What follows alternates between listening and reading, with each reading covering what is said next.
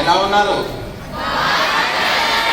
First of all I'm sorry, కొంచెం ఆఫీస్లో visitors వచ్చి ఉండే ఎక్కడి నుంచో దూర ప్రాంతాల నుంచి. వాళ్ళ కంప్లైంట్స్, వాళ్ళ బాధలు అన్నీ ఇవి మళ్ళీ వాళ్ళకి న్యాయం చేయాలి కాబట్టి, న్యాయం చేసే పనిలో ఉన్నాం కాబట్టి కొంచెం డిలే అయింది.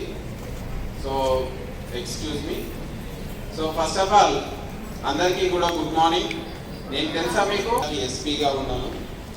నేను మీ అందరి కోసం ఒక 4 మంచి మాటలు చెప్పి మిమ్మల్ని అందరినీ ప్రేరేపించి ఒక మంచి పౌరులుగా, అంటే ఇప్పుడు మీరంతా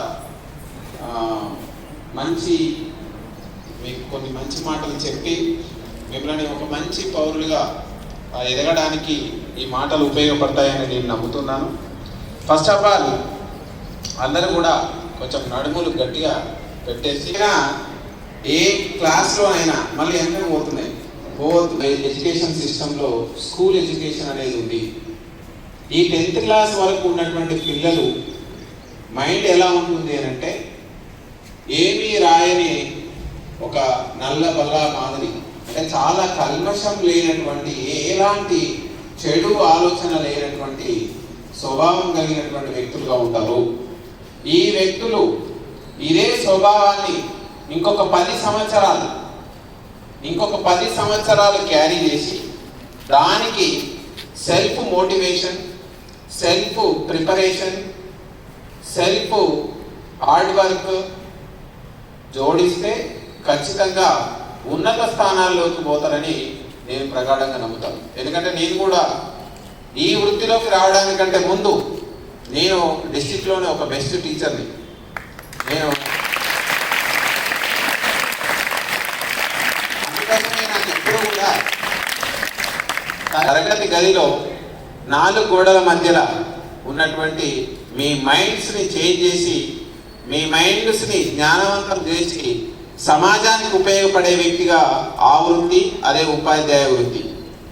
ఇప్పుడు సమాజంలో, గోడలు లేని సమాజంలో ఈ యొక్క సమాజం మళ్ళీ మంచి నడత కలిగినటువంటి పౌరులుగా తీర్చిదిద్ది వాళ్ళని సమాజంలో కలిపి ఒక మంచి శాంతియుతమైనటువంటి సమాజం నిర్మూలించే వృత్తి ఈ పోలీస్ వృత్తి. సో అలాంటి వృత్తిలో ఉన్నాను. 2 కూడా మంచి కోరుకునేటువంటి, సమాజం మంచి వైపు పయనింపజేసేటువంటి వృత్తులు. డియర్ స్టూడెంట్స్, మీకు చెప్తున్నాను, ఎందుకంటే నేను కూడా 10వ తరగతి వరకు, ఎస్పెషల్లీ 8, 9, 10 ఈ 3 తరగతులు, ఎందుకంటే 7th వరకు మనం బాల్యంలోనే ఉంటాం. 12 ఏళ్ళు 13 ఏళ్ళు ఉంటాయి. మనకు తెలవడానికే కొంచెం కష్టమైపోయేటువంటి ఏజ్. కానీ ఈ కాలంలో 7వ తరగతి వరకు అని అంటే దాదాపు అన్ని విషయాలు తెలిసిపోతున్నాయి. ఎందుకంటే డ్యూ టు టెక్నాలజీ కావచ్చు, సోషల్ మీడియా కావచ్చు, మీకున్నటువంటి మీడియం ద్వారా కావచ్చు. కానీ దీన్ని మీరు గ్రహించండి. మీ ముందర ఉన్నటువంటి, నేను 2008, 2007, 2008లో మన ఆర్థిక శాస్త్రవేత్త, నోబెల్ ప్రైజ్ పొందినటువంటి ఆర్థిక శాస్త్రవేత్త అమర్త్య సేన్ ఒక మాటలో చెప్పిండనమాట, భారతదేశానికి నెక్స్ట్ 25 సంవత్సరాలు ఒక గొప్ప, ప్రపంచంలో ఏ దేశానికి లేనటువంటి ఒక గొప్ప వనరులు రాబోతున్నాయి. అవి ఏ వనరులు అంటే మానవ వనరులు. వాళ్ళందరూ కూడా దాదాపు 30 సంవత్సరాలు, నెక్స్ట్ 25 ఇయర్స్, 30 సంవత్సరాల లోపు ఉండేటువంటి యువత దాదాపు 60 నుంచి 65% భారతదేశంలో అందుబాటులో ఉండబోతుంది.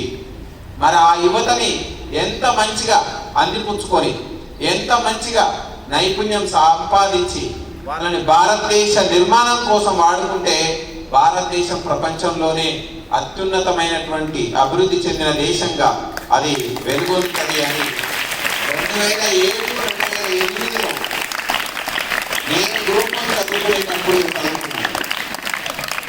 ఈ రోజు చూస్తే మనం ఒక యువత మంచి మార్గంలో కంటే చెడు మార్గంలో ఎక్కువ ప్రయాణం చేస్తుంది.